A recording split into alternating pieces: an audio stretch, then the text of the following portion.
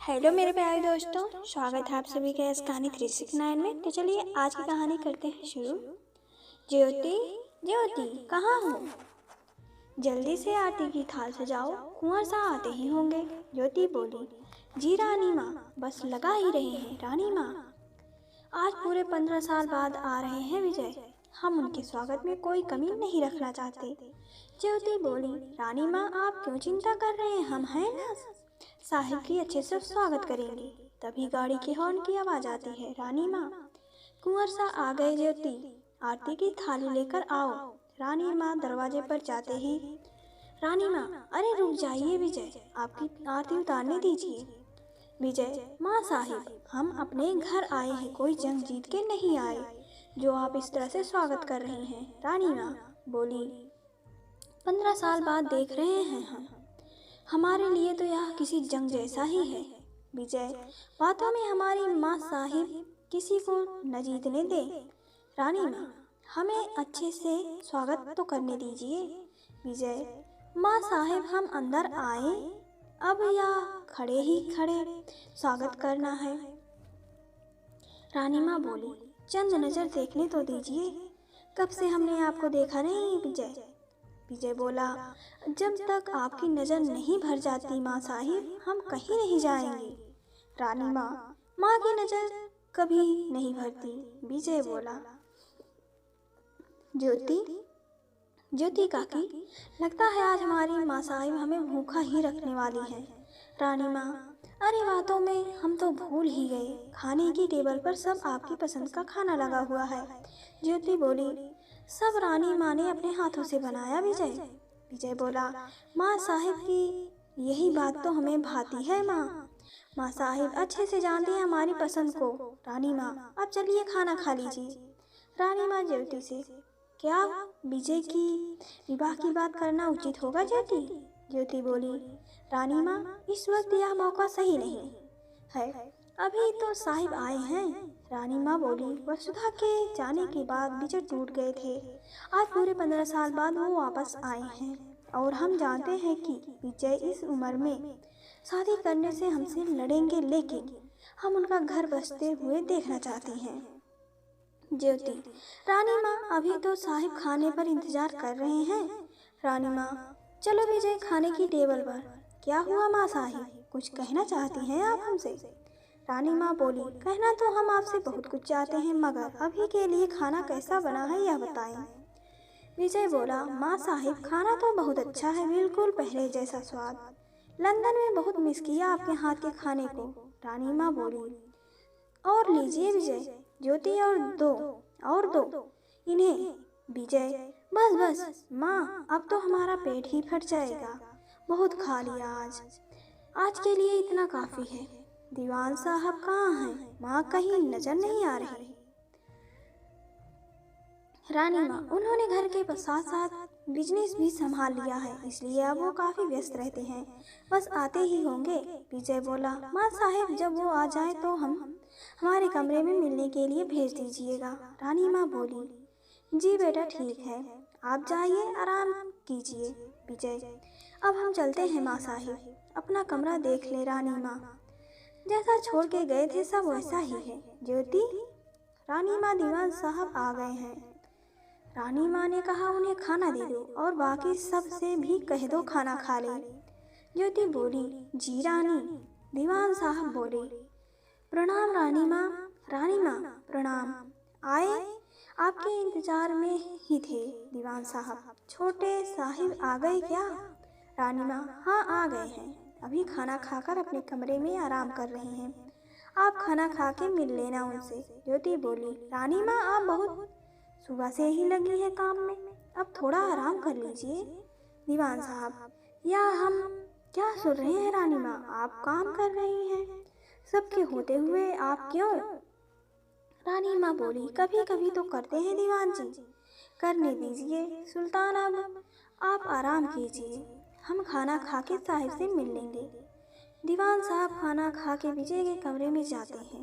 विजय, आ गए आप? दीवान साहब, आपने कैसे जाना कि हम हैं यहाँ?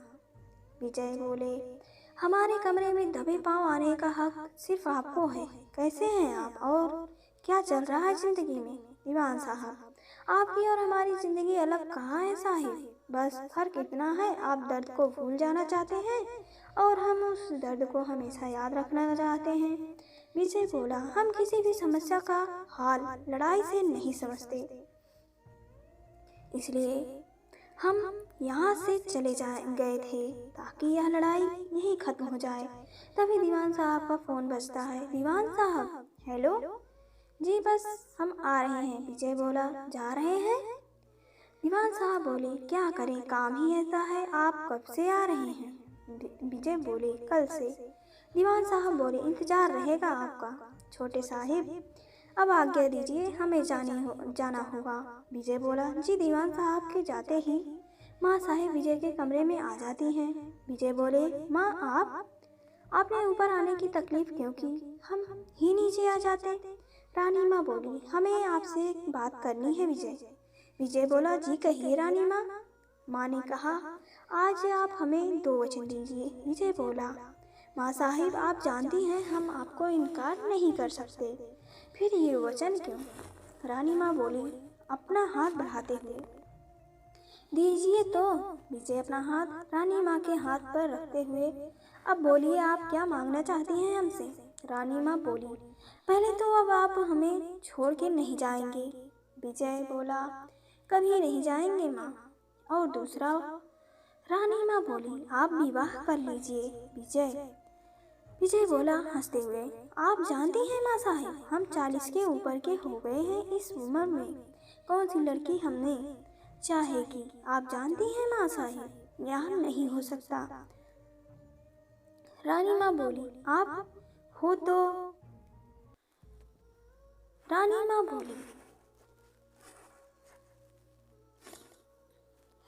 बोली, आप हाँ तो कीजिए, लड़की हम देख लेंगे। विजय, माँ साहिब, हम समझे तो सही एक बार हमें। रानी माँ, आपने हमें वचन दिया है। विजय बोला, ठीक है, अगर आपकी यही इच्छा है तो हम कुछ नहीं कह सकते। रानी माँ बोली, अब हम चलते हैं, आप आराम कीजिए। विजय अपने कमरे में सोचते हुए, माँ साहिब भी जिद किए बैठी हैं। अब ना तो हमारी विवाह की उम्र है और ना ही हमने आज तक वसुधा के अलावा किसी और के बारे में सोचा है। माँ साहिब भी ना उन्हें समझा नहीं सकता। अब जो भी होगा देखा जाएगा। अगली सुबह एक पायल की आवाज़ से विजय की आंखें खुलती है। विजय बोला, यह किसकी पायल है? कौन है जो इतना शोर कर रहा है? हुकुम सिंह। साहिब, नंदू है, वही इतना शोर कर रही है। इतने में रानी माँ हुकुम सिंह को आवाज़ लगा देती है और वो नीचे चले जाते हैं। विजय बोला, नंदू अब आदमी भी पायल पहनने लगे, पता नहीं लोग कैसे कैसे शौक रखते हैं, अजीब जमाना है। अब उठ ही गए हैं तो तैयार हो जाते हैं। विजय तैयार होकर नाश्ते की टेबल पर बैठते हैं। विजय बोले, माँ साहिब, दीवान साहब कहीं नजर नहीं आ रहे। रानी माँ ने कहा, वो आपके स्वागत के लिए आज कंपनी जल्दी चले गए हैं और आज वो नंदू को छोड़ कर गए हैं। आप एक काम करना, जाते वक्त नंदू को अपने साथ ले जाना, हम मंदिर जा रहे हैं, आकर मिलते हैं आपसे। विजय बोला, या नंदू मेरे साथ चल के क्या करेगा? माँ साहिब का हुक्म कैसे टाल सकते हैं? निकालिए। हुकुम सिंह कार और ज्योति काकी नंदू को बोल दीजिए चलने के लिए। ज्योति काकी नंदू को आवाज लगाती है, नंदू आ जाओ, साहिब जा रहे हैं। बाहर की तरफ देखते हुए विजय के कानों में पायल की आवाज आती है। विजय मन में कहते हैं, अब यह पायल पहन कर चलेगा क्या? लेकिन जब विजय पलट के देखता है तो बस देखते ही रह जाते हैं। एक सफेद रंग के चूड़ीदार सूट में जिसने लाल रंग की चुनरी का दुपट्टा पहना है, लंबे बाल, खूबसूरती ऐसी कि चांद भी शर्मा जाए। पायल खंखाती जब सीढ़ियों से नंदू यानी नीचे आती है, तब विजय बस देखते ही रह जाते हैं उसको।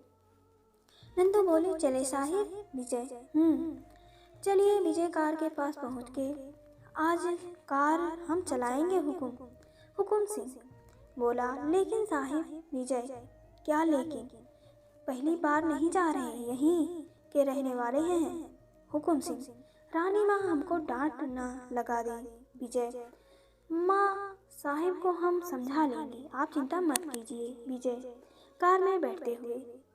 आ जाओ नंदू। हम कहाँ बैठे, आगे या पीछे? विजय बोले, हम आपके ड्राइवर हैं क्या जो हमसे पूछ रही है? नंदू बोली मुंह बनाते हुए, ऐसा कब कहा? वैसे हमारा नाम नंदू ठाकुर है, हम सब हमें प्यार से नंदू कहते हैं। वैसे हम तो हमेशा से ही ऐसे हैं। जब हम छोटे थे तो माँ साहिब हमें आपकी तस्वीर दिखा के बताती थी, यह हमारे कुंवर सा हैं, और हमने उस दिन से ही सोच लिया कि हम आपको साहिब नहीं साहिबा कहेंगे। उम्मीद करते हैं आपको इतराज नहीं होगा। विजय कार रोकते हुए, बहुत बोलती हैं आप, एक और शब्द बोला तो कार से नीचे उतार दूंगा। नंदू बोली, लेकिन हम तो। विजय बोला, चुप, बिल्कुल चुप। नंदू बोली, ठीक है, आप कहते हैं तो चुप हो जाते हैं। विजय बोला, मुंह पर उंगली रखो। नंदू बोली, खड़ूस कहीं के, मुंह पर उंगली रखते हुए। विजय कंपनी पहुंचते ही नंदू बोली, अब हम बोल सकते हैं ना? विजय बोला, नंदू बोली, शुक्र है आपने इजाजत दी। विजय बोला, नहीं देते तो क्या नहीं बोलती क्या? नंदू बोली, नहीं ऐसा नहीं है। दीवान साहब बाहर गेट पर आकर स्वागत करते हैं। कुंवर साहब या ऑफिस कब से आपकी राह देख रहा है। नंदू बोली, देखिए ना बाबा, आपकी कुंवर सा तो हमें बोलने ही नहीं देते। हम जब भी बोलना चाहते हैं हमें चुप करा देते हैं। और हमें कितनी सारी बातें करनी थी इनसे, मगर यह तो हमारी सुनते ही नहीं।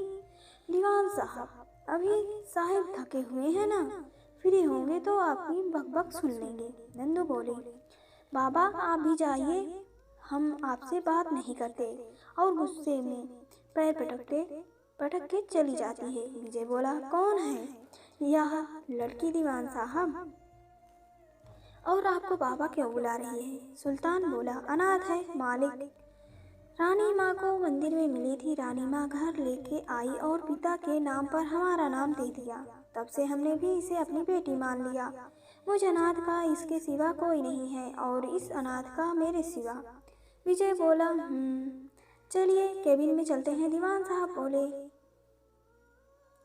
कोई गलती हो तो उसे माफ कर देना, हमने कभी उसे डांटा नहीं है।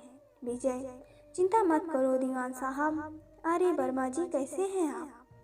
वर्मा जी बोले, कैसे हैं कुंवर साहब, सालों बाद आपको देख रहे हैं, देख के बहुत अच्छा लगा। विजय बोला, आपकी कृपा है बस। विजय, अब सबसे मिलकर अपने केबिन में चले जाते हैं। विजय बोला, दीवान साहब, यह केबिन तो आज भी वैसा ही है जैसा हम छोड़ के गए थे। दीवान साहब बोले, आपके जाने के बाद यहाँ कोई नहीं आता है। तभी केबिन के गेट पर दस्तक होती है। विजय बोला, कौन? नंदू हैं हम, क्या हम अंदर आए? विजय, आइए नंदू। नंदू बोली, क्या कहा बाबा आपने कि यहाँ कोई नहीं आता? पर हम तो रोज आते हैं यहाँ। विजय चौंकते हुए, क्या? नंदू बोली, हम रोज यहाँ फूल रखने आते हैं। वैसे हम तो याद दिलाने आए थे, आज बाबा आपको इंदौर जाना था ना? दीवान साहब बोले, अरे हाँ, हम तो भूल ही गए। विजय बोले, क्यों, इंदौर क्यों जाना है आपको? दीवान साहब बोले, वहाँ की फैक्ट्री का काम जरा सुस्त है और वर्कर भी थोड़ा बात करना चाहते हैं। वहाँ की समस्या हल करने जाना है।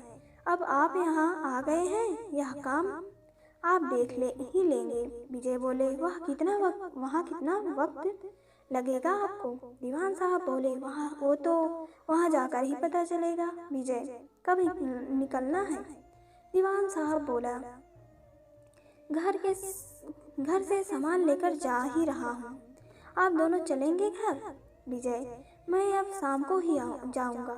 नंदू बोली, और मैं तो बाबा जाती ही नहीं, आप तो जानते हैं।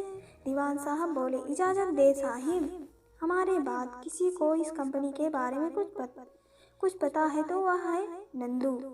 कुछ भी काम हो तो वो है यहाँ, उससे मदद ले लीजिएगा। नंदू के सर पर हाथ फेरते हुए, ख्याल रखना अपना।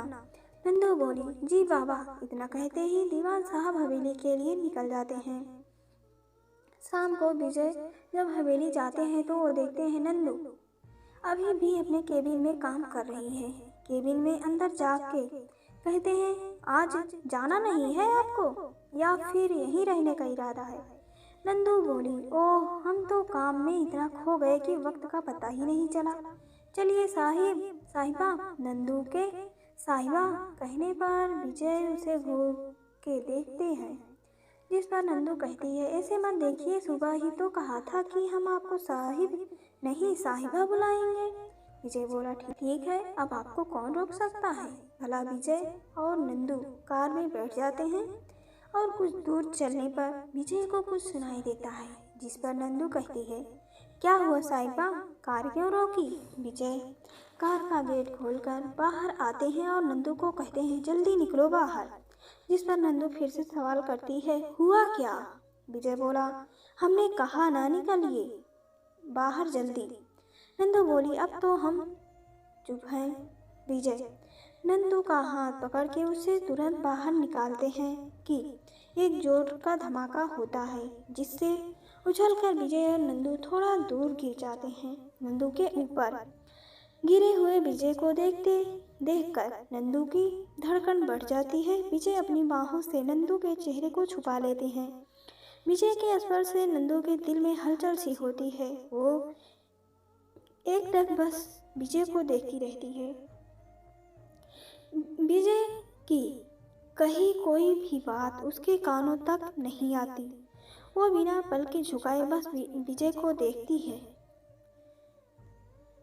और मेरे प्यारे दोस्तों, कहानी का पहला भाग यहीं तक। अगर आपको कहानी पसंद आए तो वीडियो को लाइक करें, शेयर करें और चैनल को सब्सक्राइब करें। और आगे की कहानी सुनने के लिए हमारे इस चैनल में बने रहिए। और आप सभी का दिल से धन्यवाद।